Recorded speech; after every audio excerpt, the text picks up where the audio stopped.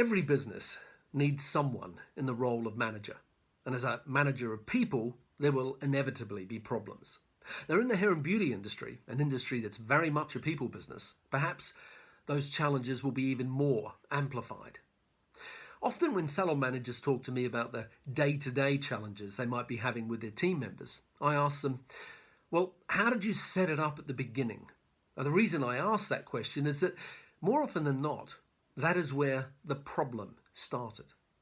You see, if things are set up properly at the beginning, you avoid many of the problems that will eventually rear their head over time. Because if people don't have a benchmark by which to reference their own actions and behaviours against, then they will inevitably do one of three different things.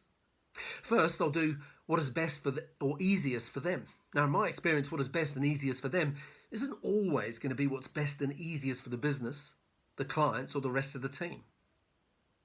Second, they'll use their common sense and make a judgment call as to what they think that they should do.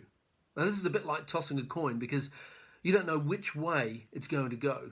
Some people have a lot of common sense, but others, well, let's just say that common sense isn't necessarily all that common.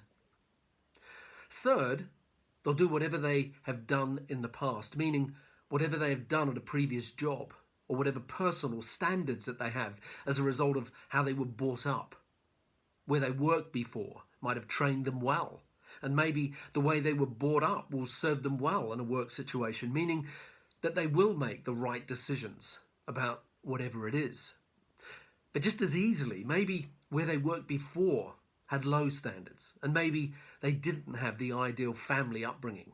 And so what their reference was for appropriate behaviours and actions isn't appropriate in this salon situation.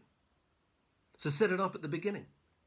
As a salon owner or manager, you need to define your culture. You need to define the "this is how we do it here" scenario for whatever it is. Now, that isn't always going to be fun or easy to do. It's a job that actually never is finished.